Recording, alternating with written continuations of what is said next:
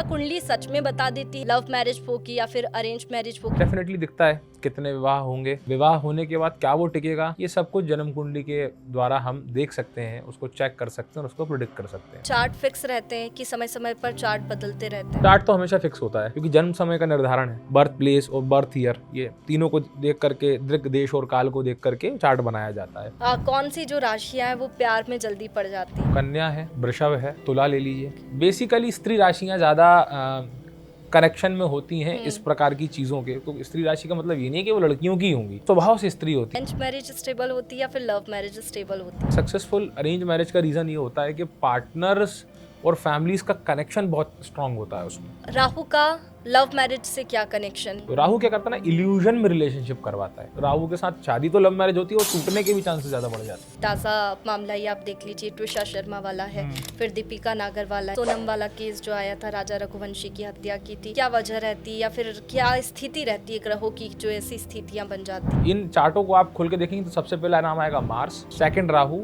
Third moon and fourth Saturn. In planet की कहीं ना कहीं ऐसी कोई कंपैटिबिलिटी रही है। राहु मतलब इल्यूजन, भ्रमात्मक चीजें, आपका दिमाग जागृत नहीं और आप शादी करने को आपने हाँ कर दी। क्या कुंडली पहले ही बता देती है कि आपकी लव मैरिज होगी या फिर अरेंज मैरिज होगी? और इसके साथ ही ऐसा कहा जाता है कि जो कुंडली में लिखा होता है उसे कोई बदल नहीं सकता है, जो लिखा होता है वही होता है। और सबसे ज़्यादा सक्सेसफुल रिलेशनशिप में कौन सी राशि होती है, तमाम बातों को आज जानेंगे क्योंकि सोशल मीडिया पर काफ़ी ट्रेंड कर रहा है टॉपिक और लोग अपने रिलेशनशिप के बारे में जानना चाहते हैं कि उन्हें कौन सा पार्टनर मिलेगा, उनका लाइफ पार्टनर कैसा होगा। तो चलिए आज एस्ट्रोलॉजी के अकॉर्डिंग जानते हैं। नमस्कार, आप देख रहे हैं दिशा भक्ति और मैं हूँ आपके साथ में वैष्णवी और हमारे साथ में आज यहाँ स्टूडियो में मौजूद है आचार्य अभिषेक जी। अभिषेक जी, बहुत स्वागत है आपका दिशा के स्टूडियो में। अभिषेक जी, आज हम जैसा कि कुंडली को लेकर के चर्चा करेंगे, लेकिन सबसे ज़्यादा चर्चा इस बात को लेकर के है, कन्फ्यूज़न लोगों में यह है रिलेशनशिप को लेकर के। तो क्या कुंडली सच में बता देती है कि आपका रिलेशन कैसा होगा, लव मैरिज होगी या फिर अरेंज मैरिज होगी? जी देखिए, जन्म कुंडली के अंदर सभी प्रकार की चीज़ें होती हैं। तो वर्तमान की स्थिति में मैरिज सबसे महत्वपूर्ण विषय हो गया, इम्पॉर्टेंट टॉपिक है। तो उसमें डेफिनेटली दिखता है कितने विवाह होंगे, विवाह सक्सेसफुल होंगे कि नहीं होंगे, क्या पसंद से होंगे, क्या अरेंज्ड मैरिज होगा मतलब परिवार की इच्छा से होगा या आपकी इच्छा से होगा। विवाह होने के बाद क्या वो टिकेगा या टूट जाएगा, या कितने विवाह आपके जीवन में होंगे, ये सब कुछ जन्म कुंडली के द्वारा हम देख सकते हैं, उसको चेक कर सकते हैं और उसको प्रिडिक्ट कर सकते हैं। बिल्कुल, देखिए आजकल सोशल मीडिया पर भी कन्फ्यूज़न बहुत ज़्यादा बढ़ गया है क्योंकि लोग कई सारी बातें कहते हैं, किसी राशि के बारे में कुछ अलग कमेंट्स आते हैं, किसी राशि के बारे में कुछ अलग कहा जाता है। तो राशियों को लेकर के क्या कुछ आप कहेंगे कि जो गाइडेंस होती है एस्ट्रोलॉजी में, पहले से ही बता दी जाती है, प्रेडिक्ट कर दिया जाता है कि फैमिली अपोजिशन के चलते भी आप लव मैरिज ही करेंगे या फिर अरेंज मैरिज ही होगी? देखिए, जनरली इसमें टाइम का भी एक बहुत बड़ा मैनेजमेंट है। जैसे जैसे हम अपडेटेड होते जा रहे हैं, रिसर्च आते जा रहे हैं। जी। तो आप जब पीछे की बात करेंगे 25 साल पहले, तो लव मैरिज उतना ट्रेंडिंग नहीं था। मगर आज 25 साल के बाद आप जाके देखते हैं जहाँ पर जेन ज़ी आया है, तो उसका पहला प्रायोरिटी होता है कि लव मैरिज ही हो। वो अरेंज मैरिज को लेकर के या तो डरा हुआ है, या वो ट्रेंड के लूप में है, या उसकी अपनी इच्छा है। इसमें 3 पॉसिबिलिटीज़ हो सकती हैं। अब जहाँ तक राशि काम करती है, तो राशि basically related to the nature, आदमी का व्यवहार कैसा है, उसका नेचर, उसकी प्रकृति कैसी है, उस पर डिपेंड करता है।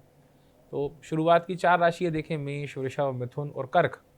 तो ये एक मतलब अपने अपने लेवल पे अलग अलग राशियाँ हैं। मेष एक डोमिनेटिंग पर्सनालिटी, उसको लव मैरिज करना है तो वो झगड़ा करके, लड़ करके, परिवार छोड़ के शादी कर लेगा। वृषभ राशि की बात आती है, डेफिनेटली इनको अपनी तरह लग्जरी पसंद होती है, सुंदरता पसंद होती है, स्वच्छता पसंद होती है।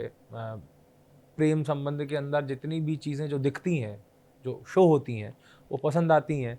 तो उस क्वालिटी का व्यक्ति इनको मिलता है तो ये लव मैरिज के चांसेस इनके ज़्यादा होते हैं वृषभ राशि के। मिथुन राशि को लेकर के मैं कहूँ तो वो अरेंज्ड में भी होके हैं, लव में भी हैं, क्योंकि उनके दोनों स्वभाव चलते हैं। एक स्वभाव से वो राशि काम नहीं करती है। और जब कर्क राशि की बात आती है तो ये कन्फ्यूज्ड लोग हैं। इनको लव मैरिज करना होती है, लंबा चौड़ा रिलेशनशिप खींच लेते हैं, फिर आखिरी में आके इनको ये रियलाइज़ होता है कि नहीं नहीं, मैं यहाँ प्रेम नहीं कर रहा था, मैं किसी और से प्रेम कर रहा था। फिर दूसरे, तीसरे, चौथे के बाद कहेंगे नहीं नहीं, ये सब प्रेम का ही सिस्टम ख़राब है, मुझे तो अरेंज मैरिज करना चाहिए। तो कर्क राशि है। सिंह राशि का भी बहुत क्लियर कट होता है, उनको अरेंज्ड करना है या लव करना है तो वो अपने डोमिनेशन पे करते हैं, उनका नेचर, उनकी प्रकृति क्या है। तो जनरली वो जो सिंह राशि वाले होते हैं अरेंज की तरफ ज़्यादा फोकस्ड होते हैं, मैंने ये ऐसा देखा है।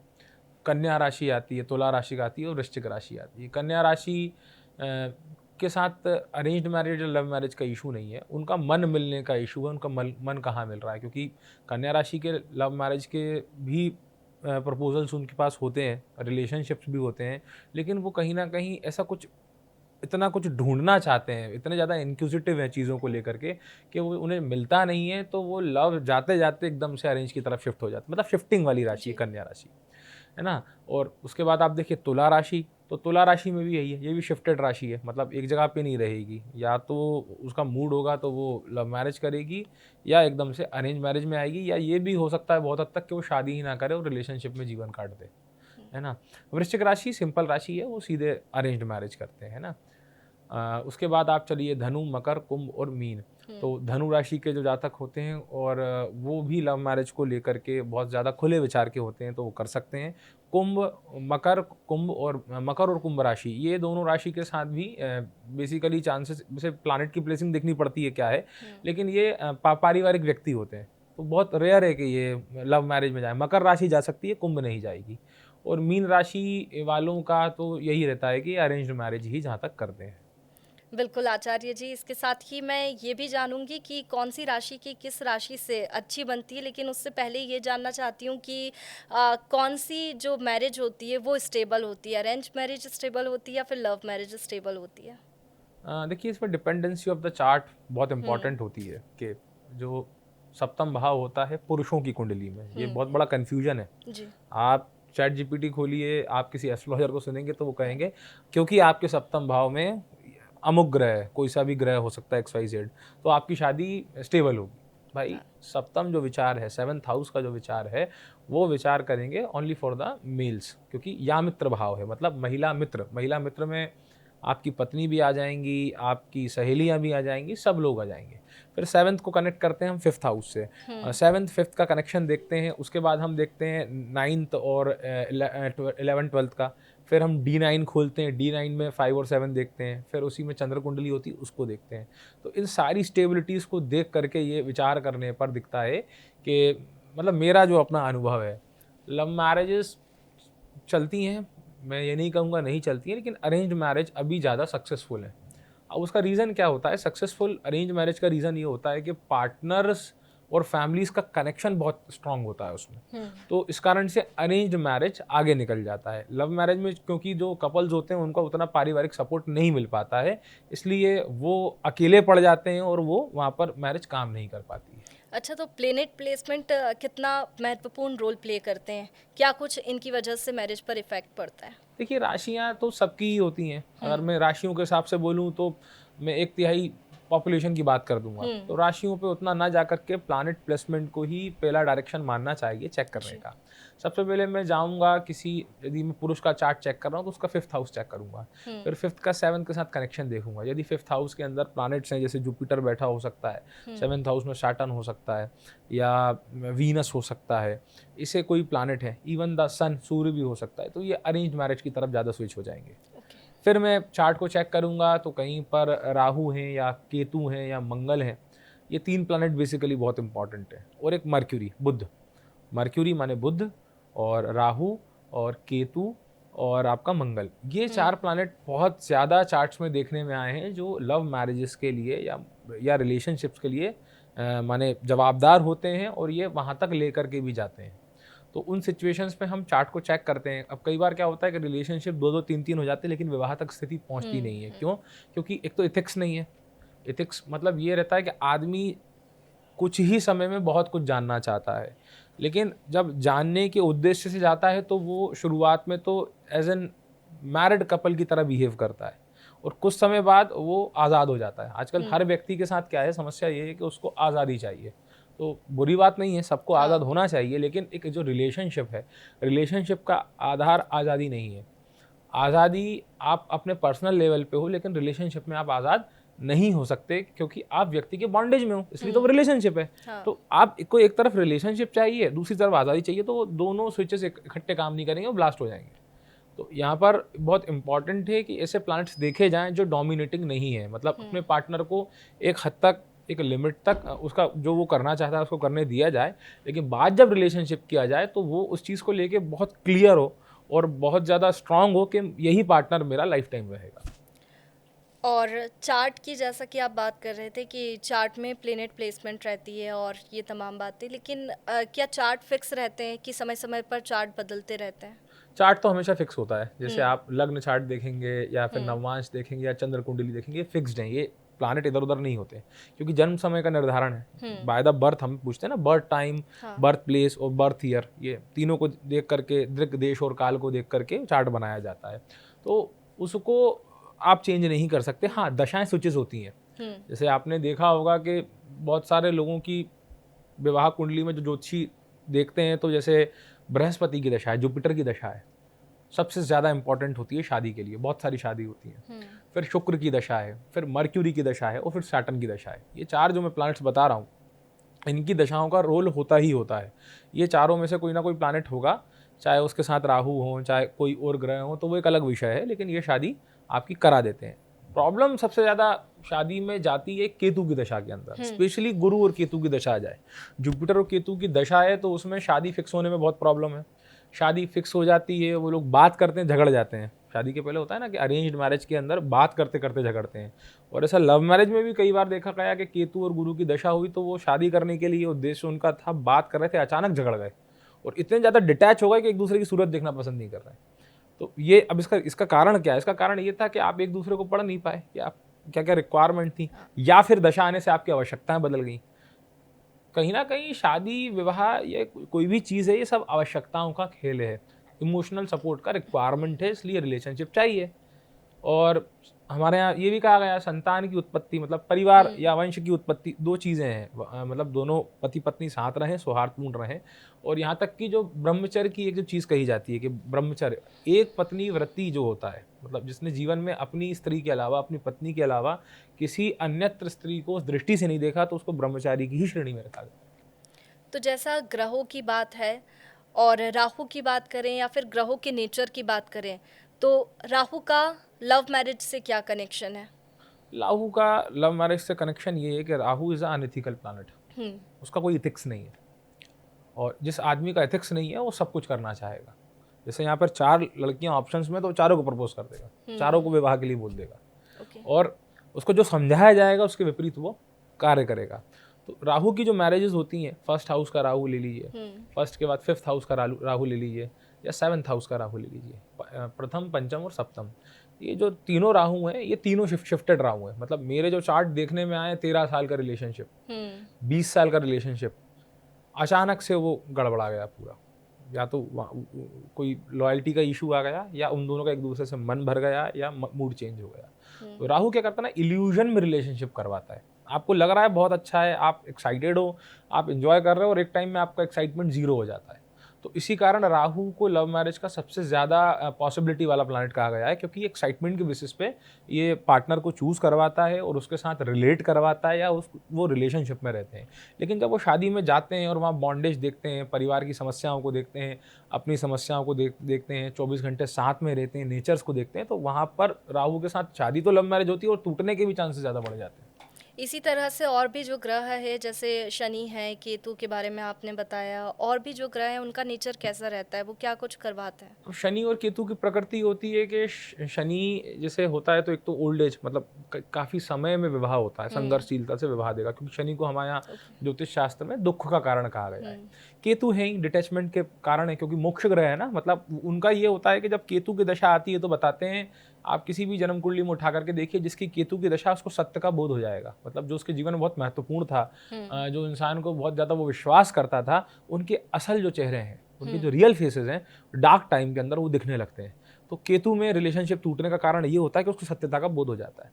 सैटर्न के अंदर एक जिद्दी पना सा आ जाता है, ईगो, मतलब एक ऐसा जिद्दीपना नहीं, ईगो वाला जिद्दीपना नहीं, मतलब मान सम्मान को लेकर के बहुत ज़्यादा उसका रिक्वायरमेंट होने लगता है। तो और मान सम्मान के साथ क्या होता है, वो वैल्यू नहीं करता। जैसे आप सपोज करिए कि एक पार्टनर है, वो एक अलग राशि को बिलोंग करता है और जो लड़की है उसका सप्तम, लड़के का सप्तम शनि है और लड़की का कोई अलग प्लानट है। अब उसमें होगा क्या, सब रिलेशनशिप ठीक ठाक चलेगा 12, 13, 14 साल तक। एकदम वो जो लड़का या लड़की है, दोनों में से कोई भी एक व्यक्ति क्या करेगा, ध्यान देना कम कर देगा। ध्यान देना कम करेगा तो सीधी सी बात है, आदमी को लगेगा भाई मेरी इंसल्ट हो रही है, ये मेरा वैल्यू नहीं कर रहा है, तो वो तीसरी जगह स्विच करेगा और सैटर्न वाला उसको पकड़ लेगा।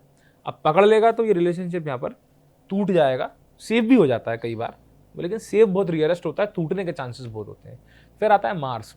अब मार्स का सबसे बड़ा रीज़न यही होता है कि दोनों के बीच में, जैसे एक लड़के का मार्स है, लड़की का कोई सीधा साधा ग्रह है, या लड़के का मार्स है लड़के का, तो डोमिनेट करते जाते हैं, मतलब दबाव डालते हैं। जैसे लड़की है तो उसको बहुत दबाव डाल देंगे, तुम यहाँ नहीं जाओगी, इससे बात नहीं करोगी, ये नहीं करोगी, तो उसको दबाव डाल दिया। अगर वो लड़की कोई सीधे साधे प्लानट से है तो बेचारी वो सर्वाइव करेगी, जैसे तैसे झेलेगी। यदि वो मार्स, सन, सैटर्न, केतु इनसे, तो वो डोमिनेट करके फट जाएगी कि मैं रहना ही नहीं है मेरे के साथ। और सेम चीज़ आ जाती है लड़की के ऊपर कि वो लड़की उसको डोमिनेट करने लगती है पूरे टाइम। तो ये जो डोमिनेंस होता है या रिलेशनशिप होता है या जो प्रेम होता है, तो बेसिकली इसमें सबसे इम्पॉर्टेंट होता है प्रेम और एक मेंटल कंपैटिबिलिटी, कि आपका दिमाग कितना ज़्यादा अच्छे से काम करता है और आप एक दूसरे को समझते कितना हो, अपने अच्छे और बुरे टाइम पर और अपनी आदतों को जानते कितना हो। तो यही जो एक कनेक्शन होता है वही रिलेशनशिप को आगे ले जाता है। इसलिए हमारे कहते हैं ना कि लड़के को यदि मंगल है तो लड़की मंगल वाली लाओ, है ना। तो इसलिए लेकर के आएंगे कि दोनों मंगल वाले हैं, बराबर से डंडे चलेंगे तो वो भारी, मतलब एक दूसरे पर टक्कर से पड़ेंगे। अच्छा, तो मंगल वाले लव मैरिज ज़्यादा करते हैं? मंगल वालों के साथ समस्या ये रहती है कि लव मैरिज का तो आप उनका थोड़ा सा उसमें लक काम करता है। मंगल वालों का तो बहुत मुश्किल है कि वो करना तो चाहते हैं लव मैरिज, मैक्सिमम चांस है कि वो अपनी उम्र के 31, 32, 31, 32 तक लव मैरिज ही करना चाहते हैं।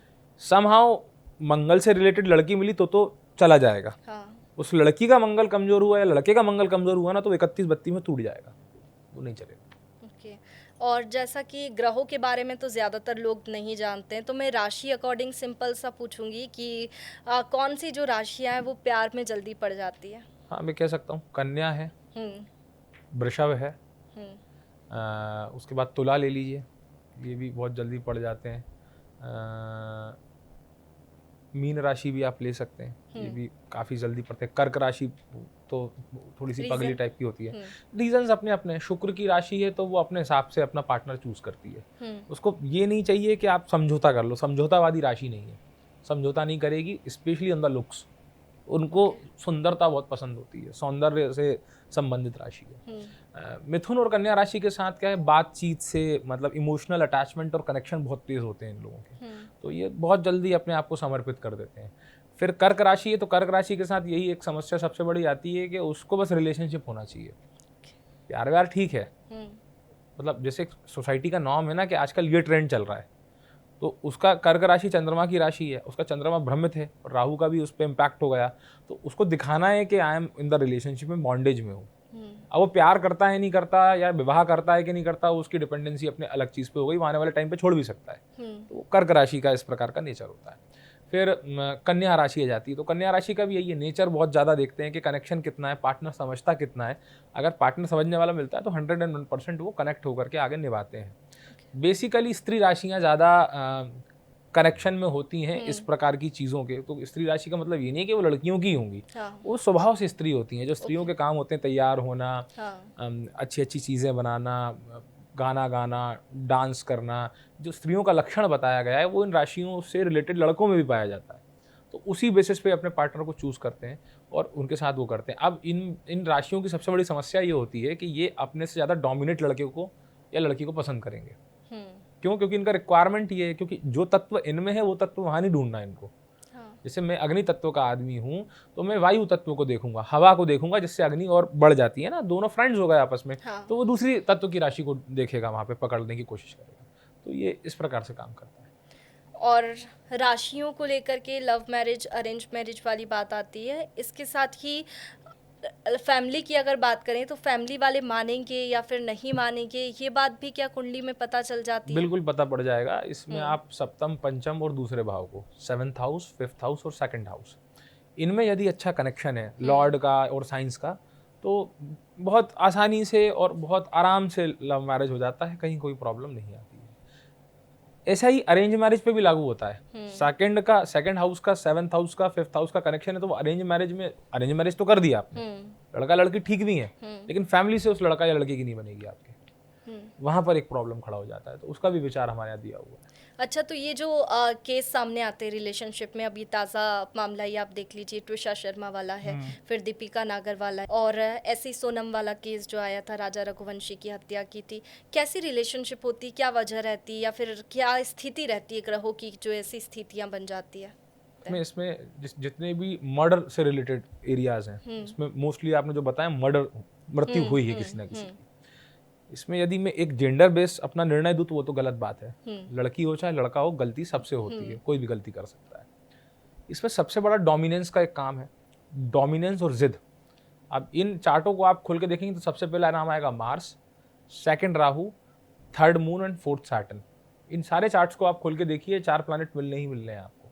इन प्लैनेट की कहीं ना कहीं ऐसी कोई कंपैटिबिलिटी रही है कि वो चीज़ें फोर्सफुली करी गई, या दिखावे के बेसिस पे करी गई, या फिर मतलब होता है ना, राहु मतलब इल्यूजन, भ्रमात्मक चीजें, नशे में आपका दिमाग जागृत नहीं हो और आप शादी करने को आपने हाँ कर दिया, उन बेसिस पे करी गई, इसलिए इस प्रकार के प्रकरण हमारे सामने आ रहे हैं सोसाइटी में। संवाद बहुत ज़रूरी होता है, इसमें पेरेंट्स की भी बहुत हद तक गलती है कि वो अब गलती ले लीजिए या उनकी मजबूरी ले लीजिए, वो चाहते हैं कि हमारे जाने से पहले हमारा बच्चा सही पार्टनर के साथ हो जाए तो एक जवाबदारी हमारी पूरी हो, वो अपनी जगह ठीक है। लेकिन यहाँ पर समस्या ये है कि आज़ादी और व्यक्ति को टाइम का वैल्यू नहीं है आजकल। सही समय पे विवाह करने पर, सही समय से संतान करने पर, मतलब संतान करता जो भी चाहते हैं, विवाह करना चाहते हैं, तो उसको सही टाइम के साथ करिए। अब आजकल क्या है कि करियर पहली प्रायोरिटी हो गया, विवाह दूसरी प्रायोरिटी हो गया।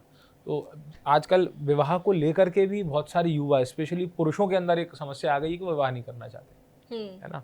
और लड़कियों के अंदर तो पहले से ही थी कि विवाह को लेकर के एक उम्र तक बहुत इंटरेस्टेड होती हैं, फिर एक उम्र के बाद वो डिसइंटरेस्टेड हो जाती हैं।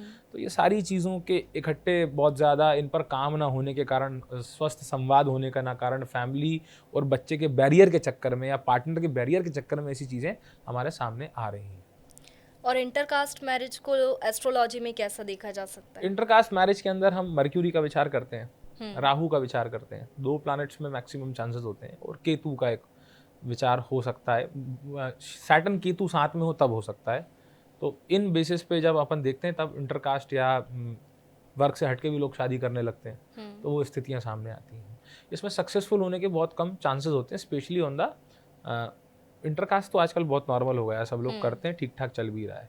इंटर रिलीजन के अंदर बहुत ज़्यादा प्रॉब्लम आ जाता है, कन्वर्ट हो करके जाते हैं, तो उसमें डिपेंडेंसी ऑफ द पार्टनर भी है कि सामने वाला अगर किसी को किस्मत से अच्छा व्यक्ति मिल गया तो उसका चल रहा है, नहीं तो दूसरे का चलना है। इसमें क्या मतलब जो लड़का या लड़की, स्पेशली मैं लड़कियों की बात करूँ, तो वो यदि कहीं विवाह करने के लिए जा रही हैं तो उसमें 3 पॉइंट्स होते हैं।